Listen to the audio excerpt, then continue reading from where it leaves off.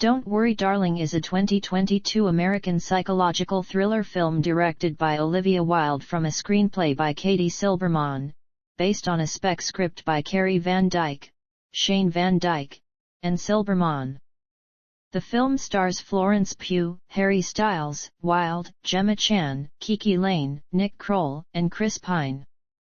The film follows an idyllic housewife living in a company town who begins to suspect a sinister secret being kept from its residents by the man who runs it.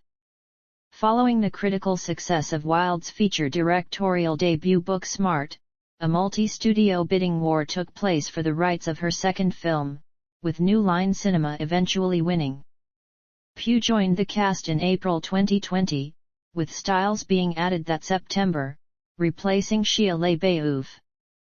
Filming began in Los Angeles in October 2020, lasting through February 2021. The film's reportedly troubled production was the subject of media attention and controversy, including conflicting reports regarding the circumstances of LaBeouf's departure and alleged conflicts between Wilde and Pugh. Don't Worry Darling premiered at the 79th Venice International Film Festival on September 5, 2022, and was theatrically released in the United States on September 23, by Warner Bros. Pictures. It received mixed reviews from critics who praised Pugh's performance, the cinematography, and production design, but criticized the screenplay and direction and noted similarities to other works in the genre such as The Stepford Wives and Get Out. Plot. In America during an unclear time period, Alice and Jack Chambers live in an idyllic 1950s-styled neighborhood of the company town of Victory, California. Every day, the men go to work at Victory headquarters out in the surrounding desert while their wives stay home to clean, relax, and prepare dinner for their husbands. The women are discouraged from asking questions about their husband's work and told not to venture out to headquarters.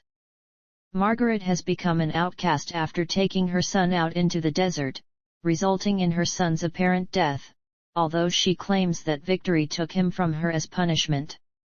While attending a party hosted by Frank, Victory's enigmatic founder and leader, Alice sees Margaret's husband attempt to give her medication. Later, she notices Frank spying on her and Jack via a camera.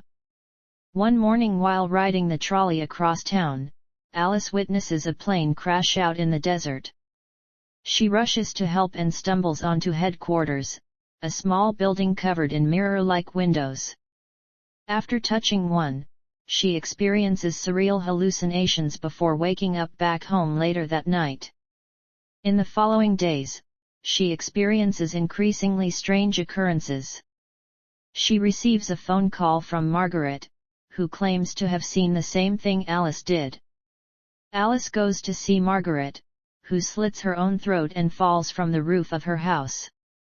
Before she can reach Margaret's body, Alice is dragged away by men in red jumpsuits. Jack dismisses Alice's claims and says Margaret simply fell while cleaning the windows and is recovering. This story is further corroborated by town physician Dr. Collins, who attempts to give Alice prescription drugs. Alice becomes increasingly paranoid and confused, and during a special Victory event where Frank gives Jack a special promotion, Alice breaks down in the bathroom and is comforted by Bunny. Alice attempts to explain everything to her, but Bunny reacts angrily, accusing Alice of being selfish. Sometime later, Alice and Jack invite the rest of the neighborhood to dinner, with Frank and his wife Shelley as special guests. Frank speaks privately with Alice in the kitchen, insinuating that she is right in her suspicions. Spurred by his confession, she attempts to expose him over dinner. Instead, Frank gaslights her, making her look delusional to the other guests. In the aftermath, Alice begs Jack to take them both away from Victory. Jack initially agrees, but when Alice gets in the car, he lets her be taken away by Frank's men. Dr. Collins forces Alice to undergo electroshock therapy. During the procedure, she sees visions of herself in another life, as a present-day surgeon named Alice Warren who lives with the unemployed Jack and struggles to make ends meet. Alice returns to Victory and reunites with Jack, but continues to have hallucinations and flashbacks. She later remembers the whole truth, that Victory is a simulated world created by Frank, and that Jack has forced her into the simulation in the hope that they can lead a perfect life together. When Jack realizes she knows the truth, he claims he did this for her as she was miserable in her real life, but Alice is enraged that Jack took away her autonomy. Jack hugs Alice, begging her to forgive him, then attempts to strangle her, forcing Alice to kill him with a glass tumbler. Frank is alerted to Jack's death and sends his men to capture Alice. Bunny finds Alice and explains that she has always known Victory was a simulation, but chooses to stay so she can be with her children, who died in reality. She tells Alice to flee to headquarters, which is an exit portal from the simulation. The other wives begin to realize the truth as their husbands start to panic. Alice drives Jack's car towards headquarters, chased by Dr. Collins and Frank's men, who eventually crash into each other. At their house, Shelley, wanting to regain her own control, stabs Frank to death. Alice makes it to headquarters, where she encounters a vision of Jack asking her to stay. Alice ignores the vision and rushes to the window just before Frank's men reach her. Alice wakes up in the real world, gasping for air. Cast, production, development and writing. The film was announced in August 2019, after a bidding war amongst 18 studios to acquire the next Olivia Wilde directed project. New Line Cinema won the auction. The original spec script was written by brothers Carey and Shane Van Dyke. The screenplay appeared on the 2019 Blacklist. Katie Silberman was brought on to do a rewrite which became the film's screenplay. According to Wilde, the sinister character Frank was inspired by psychologist and author Jordan Peterson, whom she described as a pseudo-intellectual hero to the incel community.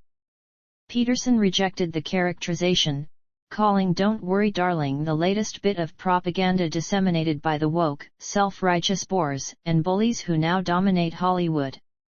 Casting. In April 2020, Florence Pugh, Shia LaBeouf and Chris Pine were added to the cast of the film, with Dakota Johnson joining the next month.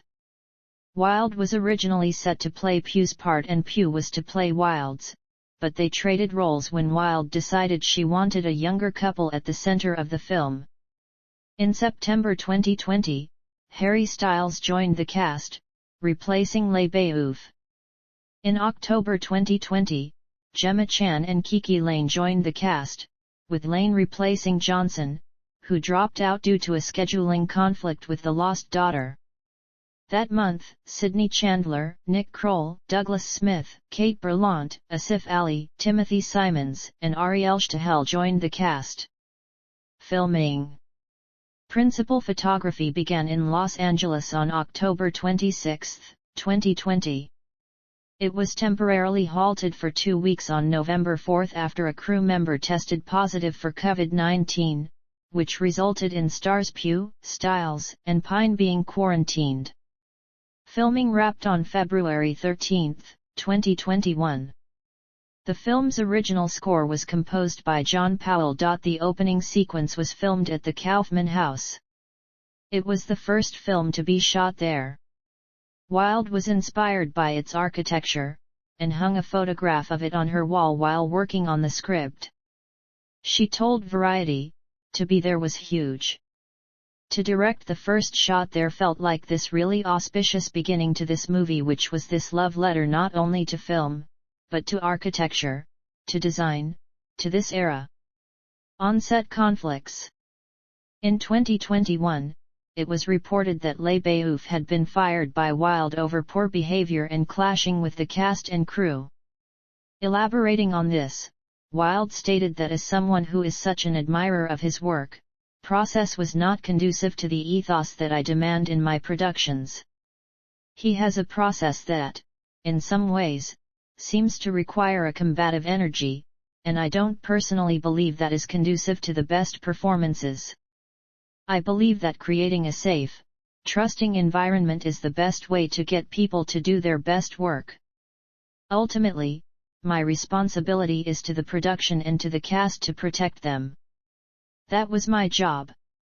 However, Le Bayouf denied these claims in August 2022, stating that he quit the film despite Wilde's efforts to keep him on board. He provided Variety with evidence to support his claims, including a video recording from Wilde addressed to him, in which she states, "I feel like I'm not ready to give up on this yet, and I, too, am heartbroken and I want to figure this out. You know, I think this might be a bit of a wake-up call for Miss Flo, and I want to know if you're open to giving this a shot with me, with us." Following Le Bayouf's statements, Wilde denied his claims and stated once again that she fired him, telling Vanity Fair that she fired him after Pugh expressed she was uncomfortable with Le Bayouf's behavior, stating, "My responsibility was towards her. I'm like a mother wolf. He comes at his work with an intensity that can be combative. It wasn't the ethos that I demand in my productions." Wilde and Pugh allegedly clashed on set, leading to tensions during both production and promotion for the film. The two reportedly had a screaming match on set, and then Warner Bros. Executive Toby Emmerich oversaw a long negotiation process between Wilde, Pugh, and the studio to figure out how much Pugh would continue to be involved in the film. This included Pugh limiting the amount of promotion she would do for the film, including not attending the film's New York premiere, although scheduling conflicts with filming Dune Part 2 have also been cited as a contributing factor. On September 25, 40 members of the film's crew issued a statement disputing the allegations and dismissing rumors of unprofessional behavior on the set as completely untrue. Marketing. At the Cinémaken 2022 for the stage at Caesar's Palace, Wilde confirmed that the idea of the film was inspired by Inception, The Matrix, and The Truman Show. The trailer, which was also shown at Cinémaken, was released online on May 2, 2022. A teaser poster was released on June 16, 2022, and a second trailer was released on July 21, 2022. David Christopherson of MovieWeb called the poster unsettling and writing on trailer.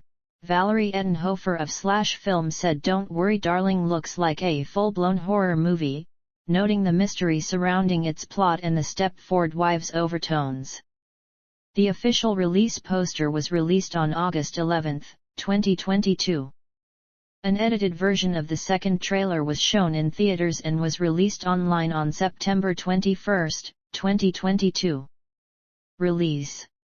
Don't Worry Darling had its world premiere at the 79th Venice International Film Festival on September 5, 2022. Claims of Styles spitting on Pine during the Venice premiere based on videos recorded from inside the theater were dismissed as a ridiculous story and a complete fabrication by Pine's representative. The film will also screen at the 48th Deauville American Film Festival and the 70th San Sebastian International Film Festival. It was theatrically released on September 23, 2022. It is eligible to become available on HBO Max and / or Premium Video on Demand 45 days after its theatrical release, under a plan announced by Warner Media in 2021, though subsequent announcements by new parent company Warner Bros. Discovery suggest that streaming timing will be considered on a case-by-case basis going forward. The film was released for VOD on October 25, 2022 and is set to be released on Blu-ray, DVD and 4K UHD on November 29, 2022. Reception. Box office. As of October 26, 2022, Don't Worry Darling has grossed $44.5 million in the United States and Canada, and $38.7 million in other territories, for a worldwide total of $83.20 million in the United States and Canada. Don't Worry Darling was projected to gross $17.20 million from 4,113 theaters in its opening weekend, with some estimates going as high as $25 million. The film made $9.4 million on its first day, including a combined $3.1 million from preview screenings on Monday and Thursday. It went on to debut to $19.4 million, topping the box office, 66% of the audience female, with nearly 70% between the ages 18-34. Several publications noted the film was front-loaded to Friday and previews, attributing it likely to younger females going out to see Styles in the film. In its sophomore weekend, the film fell 64.6% to $6.8 million, finishing second behind newcomer Smile.